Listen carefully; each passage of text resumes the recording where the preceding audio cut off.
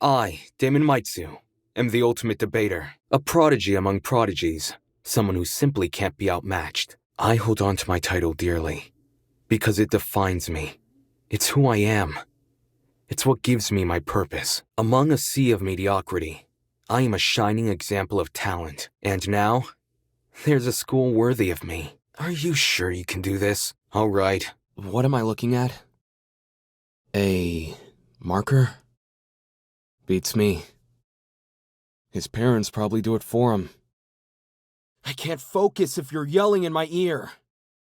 No, that's wrong! I got it. This is it. I'll cut through those words. It has to be you! This is how it happened. Cassidy, can you stop butting in? You barely investigated the crime scene to begin with. All right, then tell me. How is a fully loaded assault rifle used as the murder weapon? Except, the victim suffered multiple stab wounds to the torso. If a gun was fired, not only should the body have had bullet wounds, but there would be shell casings from the fired bullets. We saw neither at the crime scene. The bloody knife, it's just so blatantly obvious. It was literally right next to the victim's body. Of course it's related. It's covered in blood. Stop that thought right there. If we keep assuming the killer had the gun, we'll end up running in circles. No, they were definitely armed. With a knife. The reason they didn't use a gun is probably because they never had it to begin with. Easy. The victim. If it wasn't the killer, it has to be her. She must have brought it to the closet. She was probably carrying it before the murder, but dropped it when the killer attacked her. Complete sense. Huh? That's not technically true. There's evidence of a struggle between the victim and the killer. We found dry blood under the victim's fingernails, which implies she was clawing at her attacker. Of course, no explanation is definitive without photo proof of the killer, but I'm confident this is what happened. That's right. The killer lunged at her and pushed the gun out of her hands. The victim mistook the killer for a friend. Yeah, that must be it. John actually has a point. The victim probably couldn't see what was going on. According to the tablet, she suffered chemical burns to the face and eyes. That sort of injury would have effectively blinded her. Also, inside the janitor's closet, there was a large empty bottle of bleach. That's probably the chemical that caused the burns. He's got a point. The killer could have just put the bleach in another bottle. Yes, this is it. The killer used a water gun in order to spray the bleach. It's all coming together. She's correct. The killer put the chemicals in a bucket. Or, more specifically, the same bucket we found at the crime scene. After all, it reeked of bleach. If the killer didn't use it to transport bleach, what else did they use it for? Personal cleaning? I doubt it. There's no way they were up there. There's nothing for them to sit or hold on to. Not to mention they couldn't have stabbed her from up there. Unless you take into account the size difference. The space above the entrance might not be able to support a person, but it could still support something as small as a bucket. I don't know how we overlooked this. But I've got it. The killer just balanced the bucket on the door. Exactly. When the victim came into the room, she pushed open the door and caused the bucket to fall on her. This would make it so she couldn't shoot back or even get a chance to see her assailant. When the bucket hit the ground, it probably rolled away. That'd explain why we found it a couple feet from the victim. There was a stepladder hiding behind the closet door. The killer probably used that. After climbing it, they could position the bucket right on top of the door. I got it. The killer was hiding right outside the janitor closet. The killer must have been positioned on the door frame, ready to pounce. What about behind the door?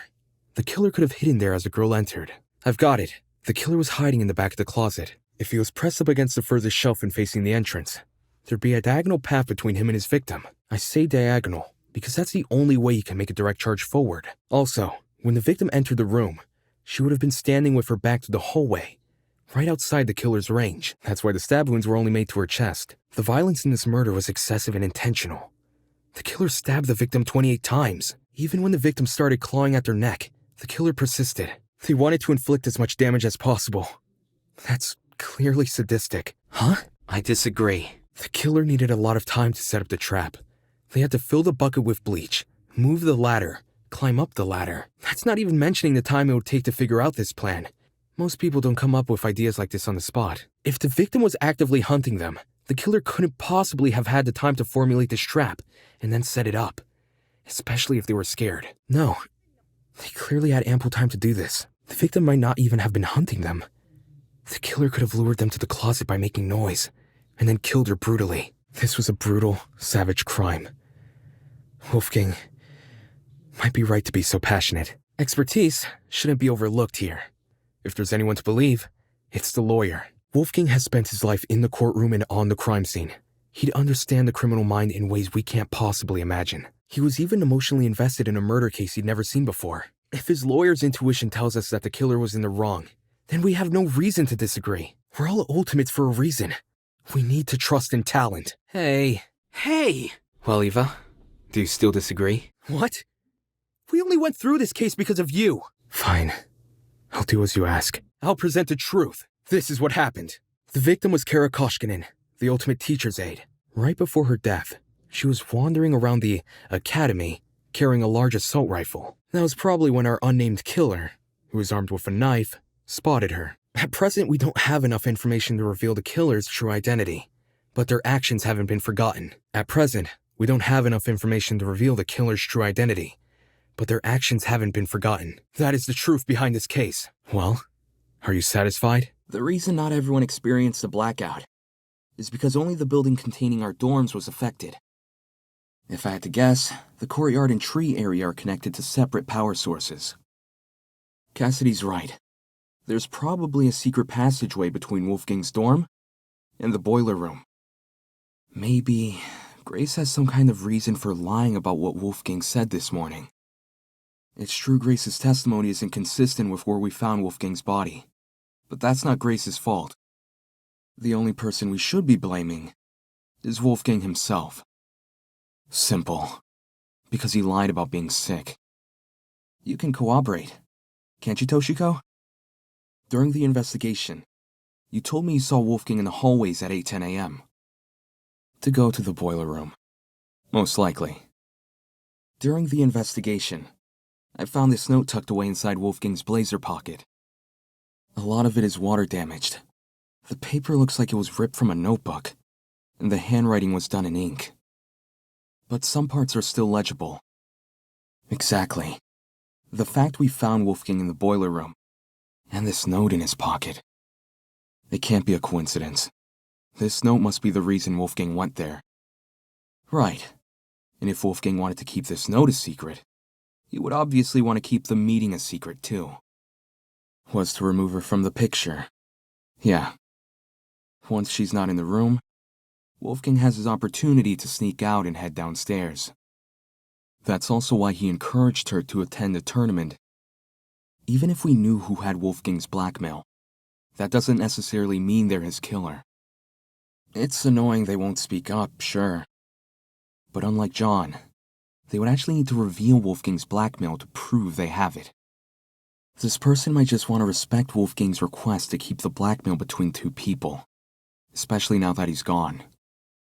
Circumstantial evidence alone can't prove something beyond a reasonable doubt. If we want to solve this case, we need indisputable evidence. How do we know Wolfgang didn't enter one of the storage closets? Jed, you talk a lot about the knife and the bloodstains on the floor.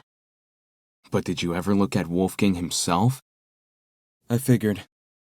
Had you actually taken the time to look at Wolfgang's back, you would have noticed a clear absence of stab wounds. In fact, none of the injuries he sustained were the type to cause severe blood loss. Seriously, we went over the same thing with Cassidy during the mock trial. Couldn't you give Wolfgang the dignity of a proper investigation? Ulysses, since you write everything down, do you have a description of the boiler room in your notebook? Since some people here never investigated the crime scene, they probably aren't as familiar with the room as we are. So, you should read out your description of it. Hear that? There's a generator inside the boiler room. At the time of the investigation, sure, but it wasn't always destroyed. You probably don't remember, but back when we found the dummy, I mentioned something about the underground floor. To be more specific, it was the boiler room I woke up inside. I hadn't been alone either. Ava was also there. Yeah, she did. Anyway, Ava, you agree the generator was in full working condition when we woke up, right? It's the only possibility. As for what destroyed the generator, well, it's hard to say for sure. My best guess would probably be... What are you talking about? The generator must be involved. It's near where Wolfgang is lying. That? What about the blackout?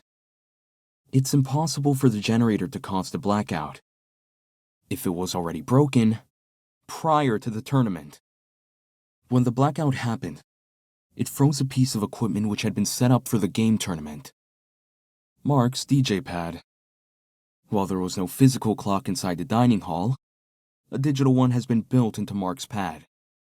If you look at what time the digital clock is frozen on, it matches the time of death listed on the tablet, 9:35 a.m. In any case, the matching times are too much of a coincidence.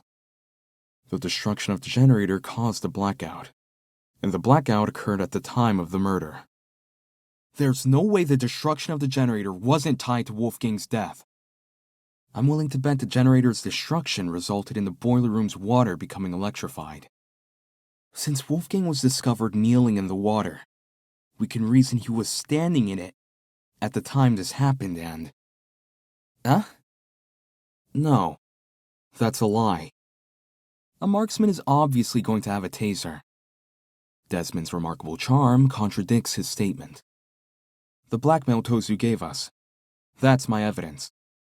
No, but the person who did informed me of what it said. Regardless of whether or not Desmond knew about the gun, he definitely wasn't involved in the murder. Eloise can back me up on this. That's true. Wolfgang probably got into a fight with the killer. Are you sure we can completely rule out the involvement of a flamethrower? Kai is right. Something did hit Wolfgang. A rolling pin. Wolfgang was hit with a rolling pin. Ava and I found this pin inside storage closet A, which is just a few feet from the crime scene. Coincidentally, the pin also has a dent. No, there's something else which solidifies this pin's role in the murder. Handprints. 2 of them on the edge of the pin. Exactly. It would be easier to drag him into the water if he's not awake. Diana, there's proof the killer fled the underground hallway at a later time. When the tournament attendees were looking for a backup generator, Kai and I heard someone run past our room. Before anyone tries to bring it up, none of the tournament attendees could have been the person running. Since everyone explored the closets in pairs, they all have solid alibis. Considering the footsteps were moving away from the crime scene, I think it's safe to say they belong to the killer. No, it's not about position. Wolfgang's killer can easily lie about their location during the murder. The only thing distinguishing their testimony from everyone else's is that theirs can't be corroborated. Diana, it's you, isn't it? She's the only one here without an alibi. Those of us who attended the tournament can obviously be ruled out. And as for those who didn't, Desmond and Eloise were in the courtyard. Toshiko and Ingrid were in the same dorm room. No, the killer was only wielding the rolling pin during their confrontation with Wolfgang. You can tell just from looking at the pin. There are 2 handprints wrapped around the edge, as if the killer had been holding the pin like a tennis racket. Which makes sense, because you can swing with more force if you use both hands. And that's what a killer wants when trying to knock out a grown man. It wasn't the killer, so it was most likely the only other person in the boiler room. Wolfgang Akire. If you were in his situation, wouldn't you? Wolfgang received an anonymous message asking him to meet in a basement, all whilst in the middle of a killing game. At that point, it doesn't matter how much of an optimist he is. He'd know better than to come unarmed. Besides, if Diana is the one who got stabbed, it would explain the blood trail. Think about it. She arms herself with the rolling pin and attacks Wolfgang, getting hurt by him in the process. For some reason, possibly because of the blackout, she doesn't clean the blood trail she's leaving, and returns to her dorm room after... You may not see any injuries on Diana, but that doesn't mean they aren't there. If she wanted, she could simply hide her injuries from view. After all, someone like her has exactly what it takes. Diana was too cowardly to enter the boiler room. She never received an injury to begin with. Her talent, as the ultimate cosmetologist, Diana could easily cover her wounds. Well, Diana, Did I get anything wrong? Hold on. Grace, you're overlooking a crucial detail. Do you recall the note I found in Wolfgang's blazer pocket? It asked him to meet in the boiler room at 8:15 a.m. But, according to the Tozu tablet, he died over an hour later at 9:35 a.m. That means Wolfgang didn't die right after he got to the boiler room. My point is that the killer had no reason to lure Wolfgang to the boiler room, and then wait over an hour to kill him. There's no guarantee another person won't enter the room during that time. It's in the killer's best interest to be in and out of there as fast as possible. When we originally discussed the note, we lacked the context to properly understand this time discrepancy. But if we go with your idea that Diana killed Wolfgang immediately, then that discrepancy becomes all too clear. Same goes for the killer. I doubt Wolfgang would stay in the boiler room for long if no one came to meet him. For that reason, we can assume Wolfgang was knocked unconscious soon after he arrived. But there's such a long period of time between him being knocked out and him being killed. Unless you want to tell me he and Diana were in an hour-long struggle, then I'm sure there's more to the mystery here. I wouldn't fall for a farce like that. My only concern is the evidence not adding up. If Diana lured Wolfgang downstairs, why would she take over an hour to kill him? It doesn't make sense. Not when there's a risk of someone else entering the boiler room. If Diana locked it, she would be trapping herself inside the boiler room. The boiler room door can't be relied upon here. The doorknob has been flipped so that the keyhole faces inside, while the lock faces outside. Had you investigated the crime scene more closely, you might have realized this detail sooner. If Diana was the killer, she'd be better off leaving the door open. In any case, locking the door would lock everyone inside the room, not outside. Near the boiler room door, I discovered a thin piece of metal. At first glance, it didn't look important, but if you were to fold it in half, theoretically, it would look like a hairpin. Diana probably had this hairpin inside her makeup bag, so she used it to fiddle with the lock until it eventually came undone. Which, judging by the timing of her footsteps, happened late into the blackout. Right. Even if Diana did access light, like through the Tozu trinket, undoing the lock would still be difficult. Way too difficult of a situation to deliberately put herself in. Someone blocked the door to prevent Diana from leaving. A bucket was placed on top of the door. We've got this all wrong. The door was never locked to begin with. Someone else must have locked the door. If we go with our current train of thought, the doorknob was rearranged so you could only lock it from the outside. It doesn't make sense for Diana to rearrange the lock, enter the room, and deliberately trap herself inside, which means someone else must have locked the door. I know this doesn't necessarily clear Diana of suspicion, but it's strange enough to warrant further investigation. Diana, since you were the last person with Wolfgang, your testimony could be our most valuable piece of evidence yet.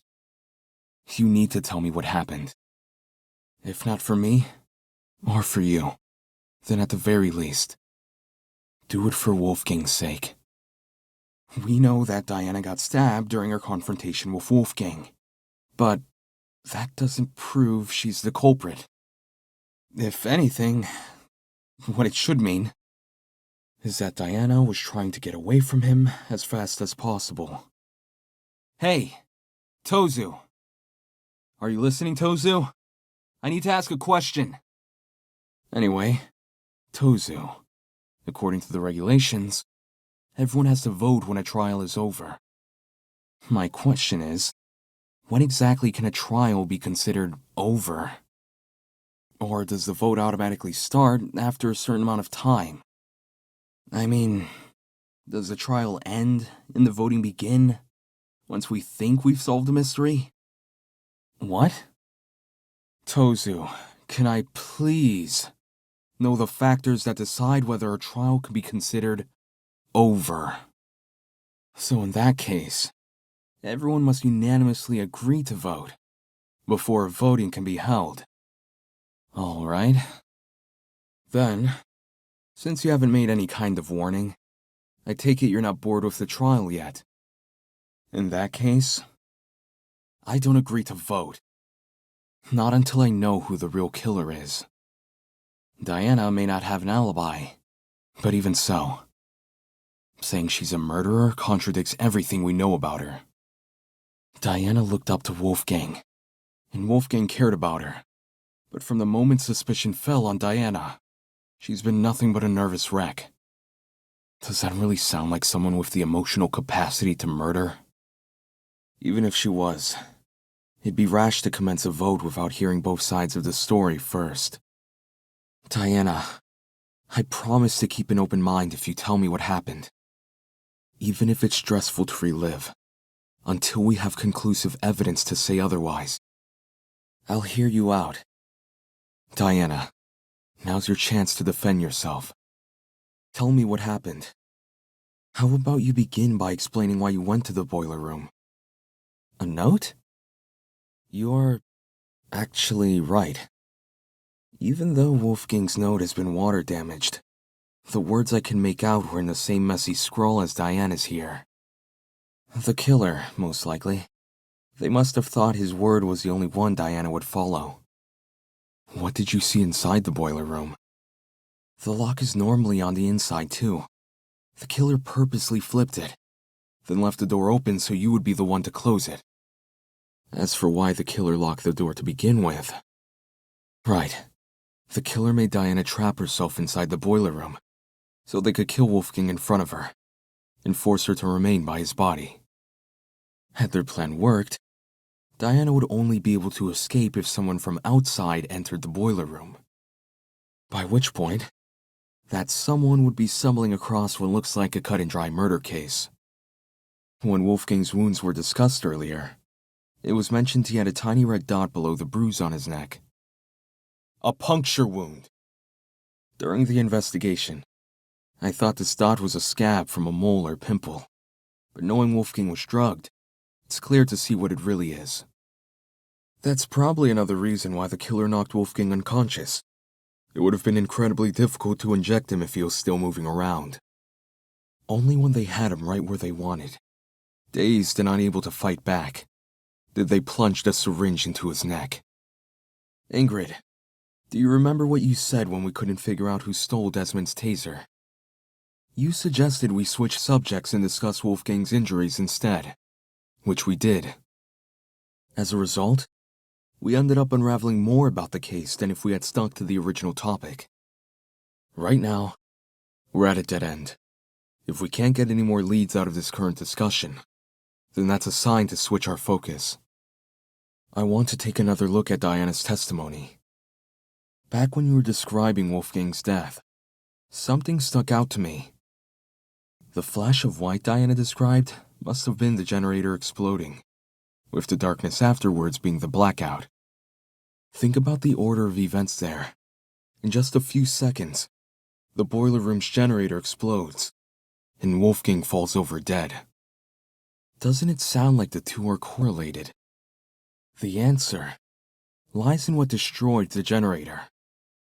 All you guys did was discuss theories, never anything concrete. In the same way Ava can't rule out Diana's involvement in the case, we can't rule out the generators. Settling for a theory isn't good enough when our lives are on the line. It's what we've been doing this whole time.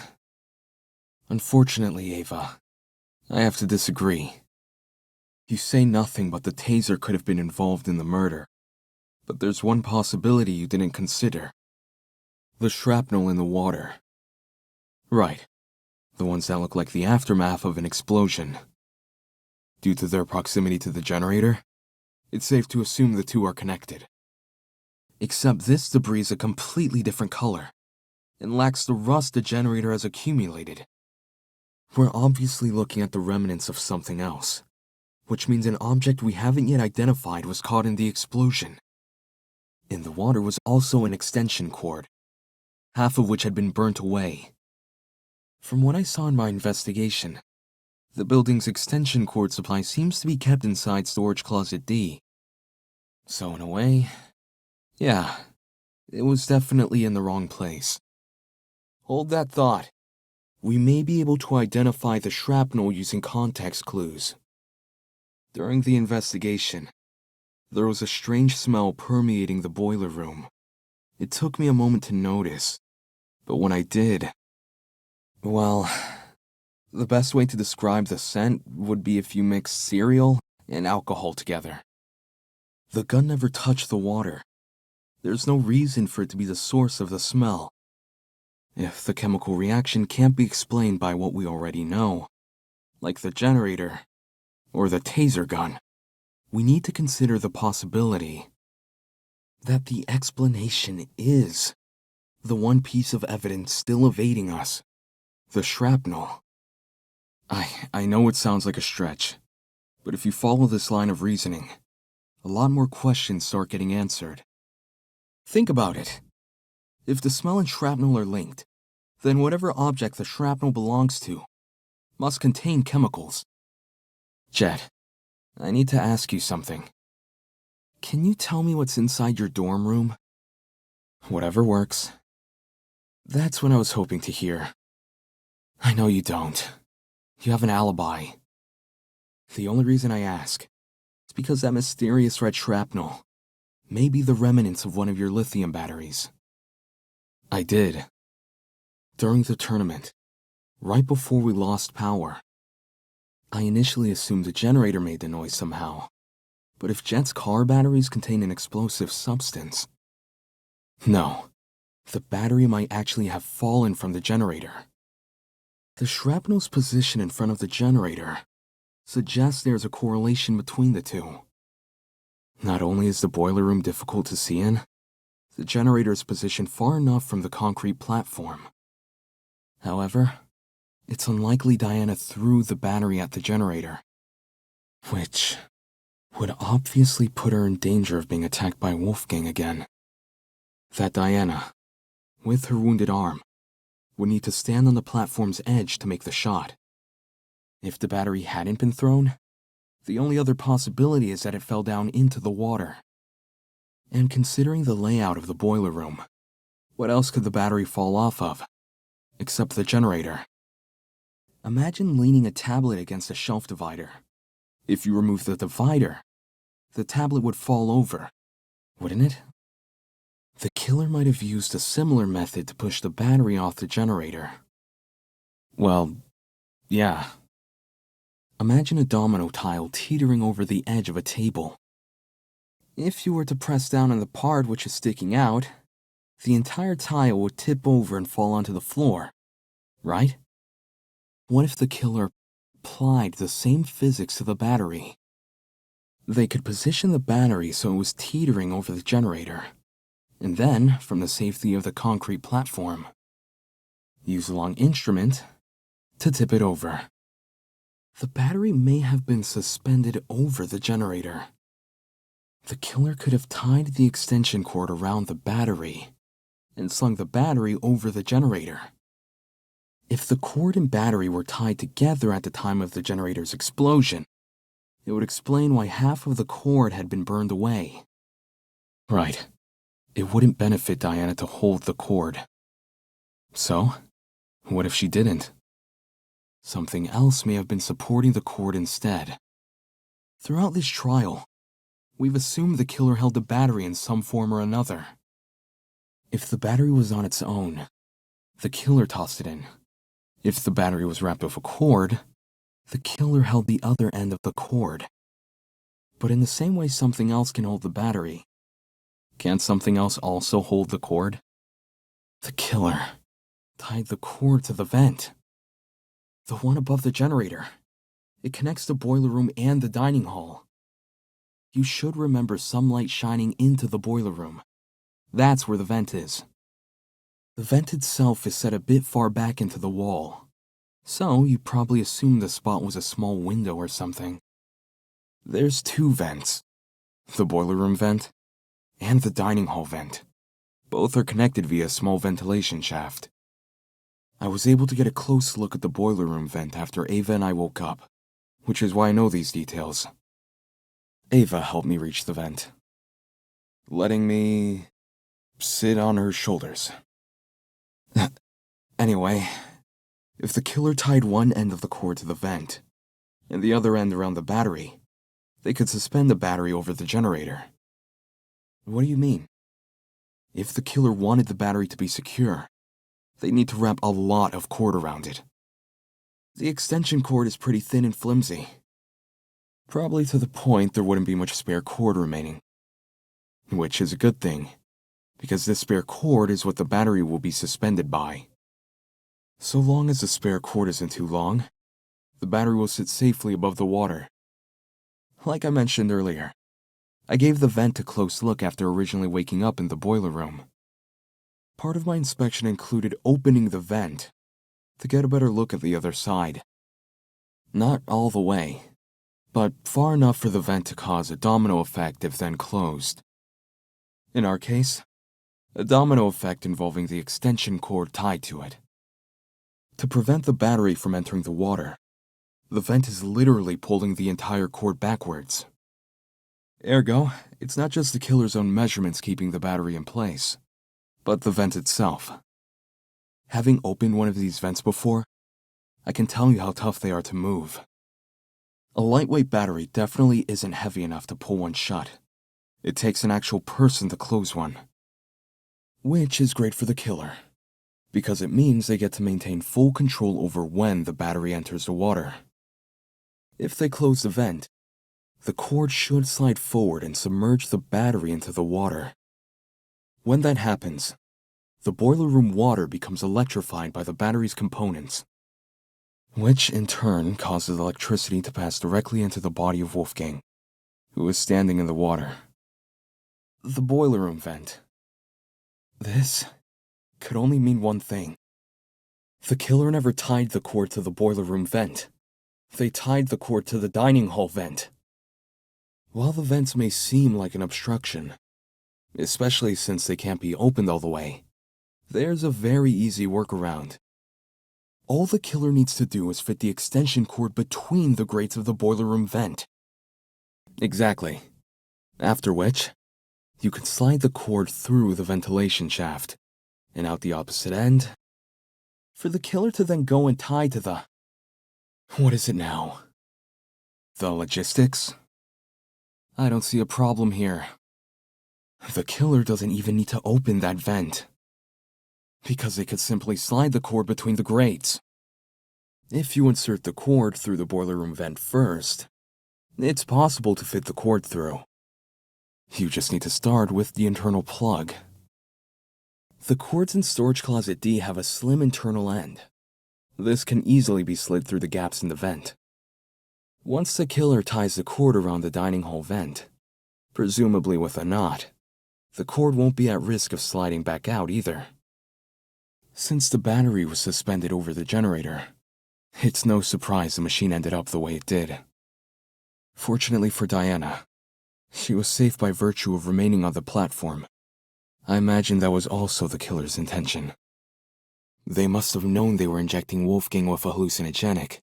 So, it's possible they hoped his behavior would scare Diana off from entering the water. Although, even if Diana did die, the moment people realized only she and Wolfgang entered the boiler room, they'd probably call the whole thing a murder gone wrong. Huh? Ava's the only one whose position I can't account for. Mark was mixing a track at the time Kai and I were playing a game, so I know he must have been stationed at his pad. And everyone else? I remember hearing their voices over the sound of the game. Everyone, except Ava.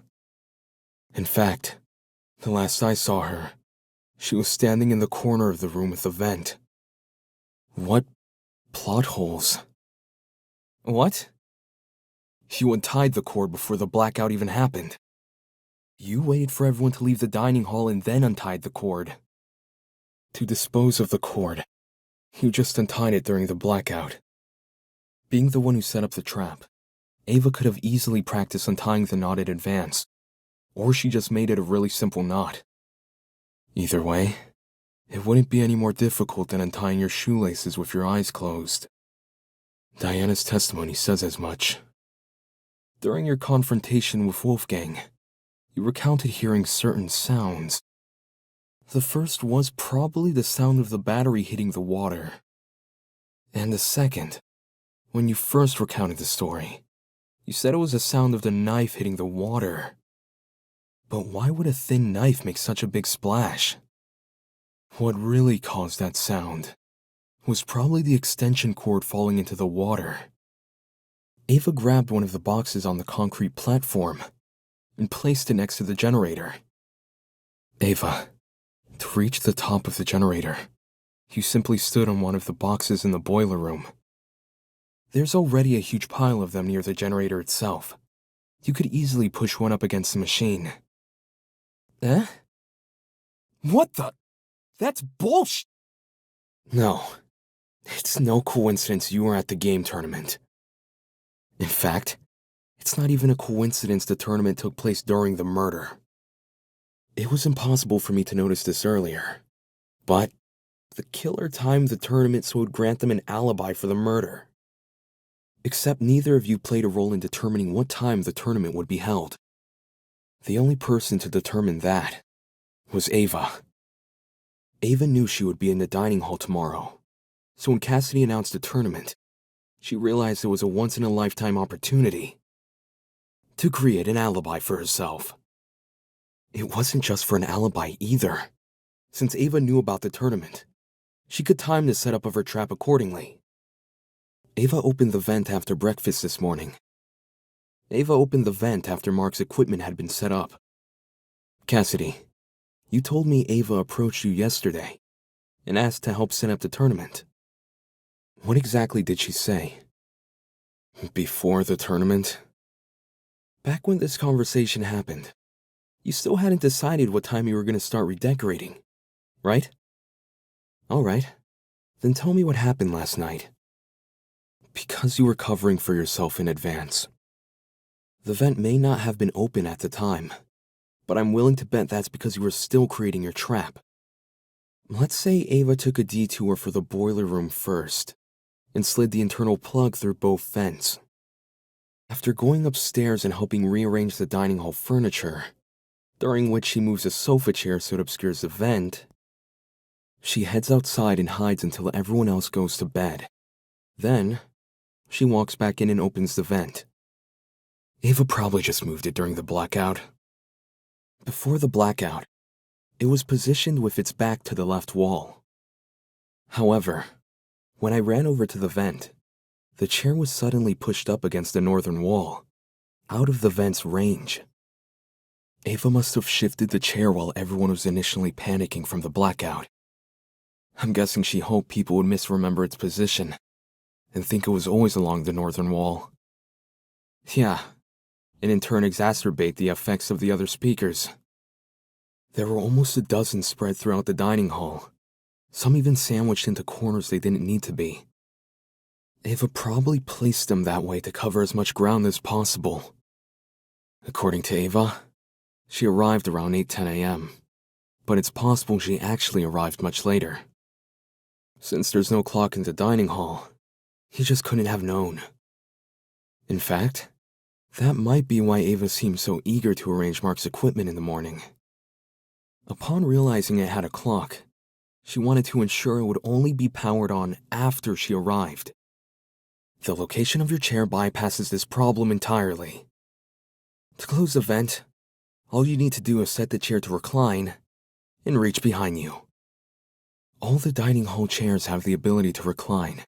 Some were already set to that position at the start of the tournament, including Ava's. With her chair in recline, Ava can easily reach down and close the vent, without shifting from her position.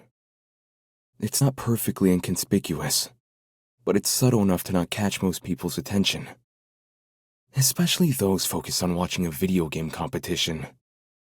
Well, am I wrong? No one can sneak up behind you without drawing attention, especially when all the lights were still on. Fine. I'll show proof. Only you could obtain the items necessary for this murder. It was obvious from the start. You had my blackmail. Ava used her suave charisma to obtain the gun and batteries. She just guessed. Ava, you were well aware of the existence of those items. For starters, everyone heard about Jet's battery. It was common knowledge due to his boasting. Since the dorms aren't locked, he could have easily snuck in and grabbed the battery while no one was inside. The battery is lightweight too, so you wouldn't have trouble carrying it. For the rest of your plan, the syringe and drugs are both readily available in the pharmacy. And as for the taser, you may not have known about its existence right away, but you still had every incentive to search Desmond's room. Because you received his blackmail. The hell are you talking about? Huh? What the? Wolfgang and Diana were asked to meet in the boiler room in 2 days' time. Wolfgang's letter told him to arrive at 8:15 a.m., while Diana's told her to arrive at 8:45 a.m. But only the picture, as requested. Fine, I'll show it. Given the year this photo was taken, these two people must be his parents. Look at what's printed at the bottom. April 17th, 2001. We know how old Wolfgang is because of the student reports. In 2001, he wasn't even born yet. That's not what was asked of me. And even if I had to, I don't think someone who can't explain himself should have his secrets revealed to everyone. For the record, I know what Wolfgang's blackmail says, but it didn't change my outlook on him. I don't think it's possible for anyone to hate someone like Wolfgang. He was always brave in the face of sheer adversity, and encouraged everyone else to act likewise. Wolfgang challenged me to be a better person. Wolfgang challenged all of us to be better people. And maybe Ava simply couldn't rise to his challenge. Even though Wolfgang and I didn't always see eye to eye, my respect for him and his talent never wavered. Why would someone like me harm him? Me, who's been leading this trial much the same way he led the one before. I may have questioned the idea no one here would kill, but that doesn't make me someone who wants to see bloodshed. The only way the killer would have known when to spring their trap was by seeing Diana enter the room. Any uncertainty would ruin the plan, and the dining hall was too loud to hear anything over. It's impossible to see anything from the vent, which means the only way anyone could see into the room was by using the school cameras. I don't understand how, but Ava must have used the camera. What you said was true, Ava. Whether or not the trap works depends on if the killer can see inside the boiler room. Which begs the question, how does the killer see inside? They can't just get on their knees and peek through the vent. Everyone in the dining hall would notice. Besides, the vent probably offers very little in the way of an actual view of the room. Right. It's impossible. From this particular angle. If I switch perspectives, your entire argument comes completely undone. Ava assumes I'm taking only one factor into account, her position at the time of Wolfgang's murder. Little does she know that in ruling out that factor, she's led me straight to another. A certain item which could have granted her the ability to see inside the boiler room. An item that, like the chemical smell, only makes sense when all other options have been ruled out. The game console she brought with her to the tournament. She wanted to get in the spirit of the tournament without being directly involved, or so she claimed. She wanted to get in the spirit of the tournament without being directly involved, or so she claimed. But when every other option has been ruled out, what else can we look to but the one that's yet to be addressed? If I'm wrong, Ava should be able to prove her innocence. Go on, Ava. Show us the console. She has to. She never had an opportunity to slink away and dispose of it. When the blackout first hit, people were disorientated for about a minute at most. Ava likely spent those 60 seconds undoing the cord and moving the chair. Between then and now, she's never been alone, The only exception was when she and I split up to investigate the dining hall and the dorms respectively. However, the laundry room, dining hall, and courtyard all had people in them, so I doubt she hid the console in any of those rooms. Which means it must still be on her person. Like I said earlier, if I'm wrong about the console, you can take it out right now and show everyone its contents. The killer avoided opening the boiler room vent for this segment, probably because they knew I'd remember it being closed originally. Between 14 impossible culprits and one possible killer, there's no need to sort out the facts further. Ava, you're the only one we can vote for. In case anyone still doubts Ava is the killer, I'll go through the case one last time.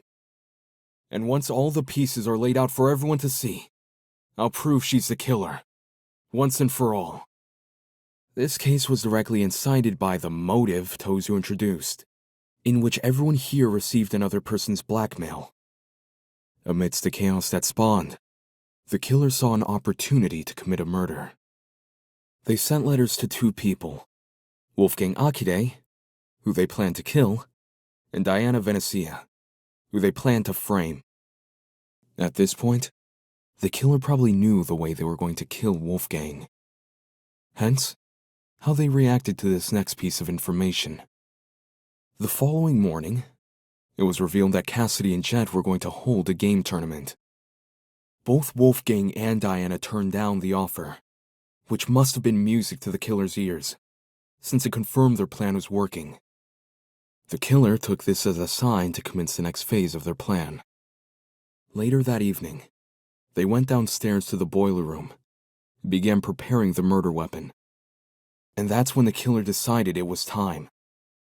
Having set their chair to recline, they were able to casually reach down and close the vent behind them. This lowered the extension cord, causing the car battery to enter the water and discharge a huge amount of electricity. Wolfgang, who was still standing in the water, was electrocuted instantly. The battery itself exploded upon reacting with the water, which the killer was likely banking on as a way to destroy evidence. All of this happened right under my nose. No one could have guessed that someone present at the tournament was committing murder. It's a good thing she did.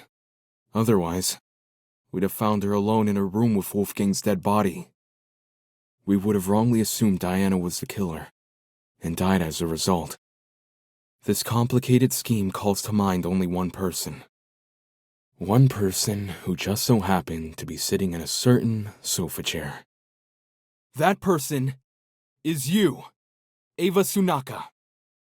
It's over, Ava. We know the truth. Anyway, I know. It's simple. Jeez.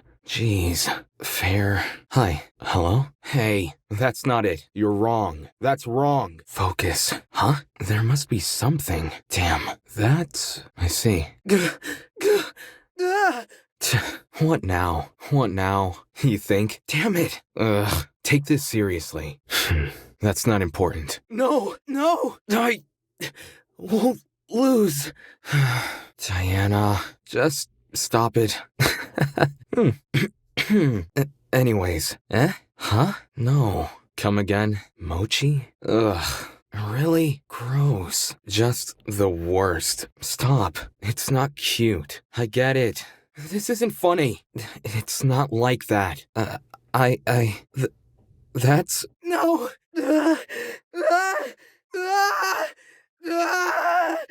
Right. Seriously? Okay. Yeah. What the hell? The hell?